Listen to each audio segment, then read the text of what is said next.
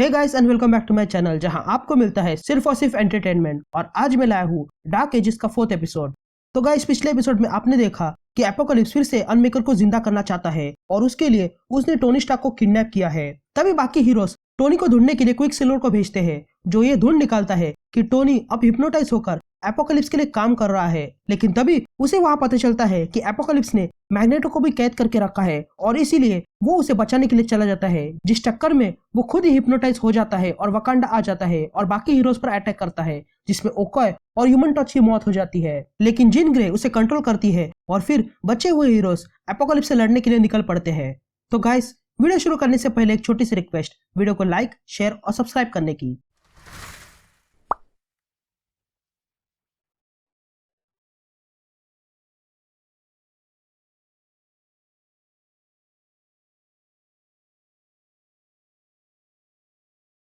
तो कहानी की शुरुआत में हम नाइट क्रॉलर को देखते हैं जो टेलीपोर्ट होकर आता है और वहां मल्टीपल मैन से मिलता है। तभी हमें स्पाइडरमैन की आवाज सुनाई देती है। ये सफर बहुत ही खतरनाक है और इसलिए मून गर्ल ने एक आइडिया निकाला है जिससे बहुत से लोग बच सकते हैं। तभी हम देखते हैं कि मून गर्ल का आइडिया था कि शील्ड के हेली कैरियर को स्टार्ट करना चाहिए, लेकिन बिजली न होने के कारण उस हेली कैरियर को अब एक बड़ी शिप की तरह इस्तेमाल किया जाता है और इसी शिप में बैठकर काफी लोगों को वकांडा लाया जाता है। तभी उस शिप पर स्टॉर्म आ जाती है जो सबका स्वागत करती है और सारे लोगों से कहती है कि वे लोग अब अफ्रीका पहुंच चुके हैं। तभी वकांडा में स्टॉर्म और बाकी लोगों का स्वागत करने ब्लैक पैंथर पहले से खड़ा था। तभी ब्लैक पैंथर स्टॉर्म से पूछता है कि कितने लोगों को लाई हो, जिस पर स्टॉर्म कहती है कि वो 1,12,000 लोगों को लाई है और बाकी पुर्तगाल में है जो भी लाने वाली है। तभी ब्लैक पैंथर कहता है कि जब तक एपोकलिप्स को नहीं रोकते तब तक कुछ नहीं होगा। लेकिन तभी उन दोनों की बेटी वहां आ जाती है, जिसे देखकर स्टॉर्म बहुत ही खुश हो जाती है। तभी वहां पर पेपर अपने नए आर्मर के साथ आ जाती है और ब्लैक पैंथर से मिलती है। तभी ब्लैक पैंथर एक गार्ड को अपनी बेटी संभालने को कहता है, जिस पर स्टॉर्म पूछती है कि ओके कहाँ पर है, जिस पर ब्लैक पैंथर कहता है कि वो इस पर बाद में बात करेगा।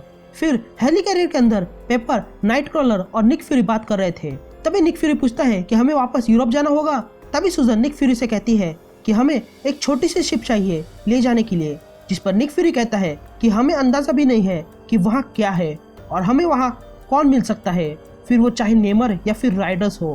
तभी निक फ्यूरी स्टॉर्म से पूछता है कि क्या वो इसके लिए तैयार है, जिस पर ब्लैक पैंथर कहता है कि ये शिप स्टीम इंजन पर चल सकती है और इसीलिए स्टॉर्म की जरूरत नहीं है। लेकिन तभी स्टॉर्म कहती है कि अगर इंजन के सहारे जाएंगे तो हफ्ते लग जाएंगे, इसलिए उसे जाना होगा। फिर हम वलेरिया को देखते हैं जो मून गर्ल से मिलती है क्योंकि मून गर्ल वहां से जाने वाली थी। तभी वलेरिया कहती है कि उसकी मॉम ने उसे यहाँ रहने के लिए कहा है, लेकिन तुम जाके वहां से कुछ लाना। यहाँ हनी बैचर एल्सा ब्लडस्टोन से कहती है कि उसे उसकी याद आएगी। तभी एल्सा ब्लेड से कहती है कि अगर उसे ड्रैकुला मिल जाए तो उसे हमेशा के लिए खत्म कर देना। यहाँ मेरी जेन पीटर से कहती है कि उसकी बेटी नहीं चाहती है कि वो जाए, जिस पर पीटर उससे कहता है कि वो वापस आएगा। फिर वे लोग स्टॉर्म के साथ मिलकर शिप में बैठकर चले जाते हैं। तभी निक फ्यूरी पीटर से कहता है कि अभी भी वक्त है वापस जाने का। तभी पीटर कहता है कि अगर हम एपोकलिप्स को ऐसे ही छोड़ देंगे तो हमारे पास छुपने के लिए और जगह नहीं होगी, जिस पर निक फ्यूरी कहता है कि वो सही है। फिर रात हो जाती है और स्टॉर्म भी रुक जाती है क्योंकि वो शिप चलाकर थक चुकी थी। तभी कोलोसस उसकी मदद के लिए आ जाता है।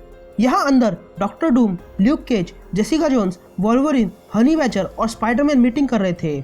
तभी डूम कहता है कि ये एक रेस्क्यू मिशन नहीं है, हमें सीधा सीधा एपोकलिप्स को खत्म करना होगा और उसके वफादारों को भी खत्म करना होगा और फिर यूरोप को अपने कंट्रोल में लेना होगा। तभी वोल्वरिन डूम से पूछती है कि इसके बाद वहाँ पर राज कौन करेगा, जिस पर डूम कहता है कि वो अगर चाहता तो वो यूरोप नहीं बल्कि वकांडा पे राज करता। पर सवाल ये नहीं है, सवाल ये है कि तुम लोग मुझ पर भरोसा क्यों नहीं करते। लेकिन तभी उन सबको किसी की आवाज सुनाई देती है और तब वे लोग देखते हैं कि वहां पर पीटर की बेटी मे और ल्यूक केज की बेटी डैनी आ चुकी थी। ये देखकर पीटर और जेसिका हैरान रह जाते हैं।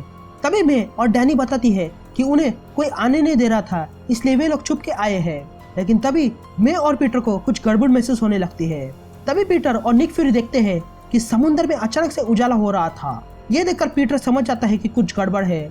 लेकिन तभी अचानक से एक ब्लेड आता है और निक फ्यूरी के सीने में घुस जाता है और उसे आर पार कर देता है और निक फ्यूरी को अपने साथ ले जाता है। तभी वे लोग देखते हैं कि वहां पर घोस्ट राइडर्स आ चुके थे। तभी हमें पीटर की आवाज सुनाई देती है, ये है घोस्ट राइडर्स। जब पूरी दुनिया में अंधेरा हो गया था तब ये पायरेट्स ने डेविल के साथ डील की थी और ऐसे बन गए और अब तक उन्होंने कई लोगों को मार गिराया है। तभी बीस्ट स्टॉर्म से कहता है कि हमें निकलना होगा, नहीं तो ये शिप जला देंगे। तभी वोल्वरिन, हनी बैचर और कोलोसस उन राइडर्स को रोकने के लिए आगे बढ़ते हैं। तभी वे लोग अटैक करते हैं और उनमें से 2 घोस्ट राइडर्स को मार डालते हैं। तभी नाइटक्रॉलर स्टॉर्म से कहता है कि उन्हें किसी भी हालत में गार्डियन ऑफ पोर्ट तक पहुंचना होगा। लेकिन तभी घोस्ट राइडर्स अपनी शिप को लेकर वहां आ जाते हैं और फायरिंग चालू कर देते हैं। लेकिन तभी सुजन स्टॉर्म शील्ड बनाकर सारे हीरोज को बचा लेती है। यहाँ नाइटक्रॉलर मल्टीपल मैन को कहता है कि वो कमान संभाले क्योंकि फ्यूरी को वो बचाने जा रहा है। तभी सारे हीरोज अपनी पूरी ताकत लगाकर उन घोस्ट राइडर से लड़ने लगते हैं और तब अचानक से समुद्र से बाहर आता है फिंग फैंग फूम, जिसे देखकर मैं डर जाती है। लेकिन पीटर उसे शांत करता है और कहता है कि ये मॉन्स्टर है जो हमारी तरफ से लड़ रहा है और उसके साथ है स्कॉट लैंग यानी कि एंटमैन, जो मिलकर है गार्डियन ऑफ पोर्ट। तभी फिंग फैंग फूम अपने पैर उस घोस्ट राइडर के शिप पर रखता है और सबको खत्म कर देता है। तभी सब कुछ शांत हो जाता है और नाइटक्रॉलर निक फ्यूरी को लेकर आ जाता है जो अब मर चुका था। तभी हमें पीटर की आवाज सुनाई देती है, हमने समुद्र पार किया लेकिन उसकी हमें बहुत बड़ी कीमत चुकानी पड़ी और अब हमें एक और दोस्त का बदला लेना होगा। और इसी के साथ ये कहानी यही कंटिन्यू हो जाती है।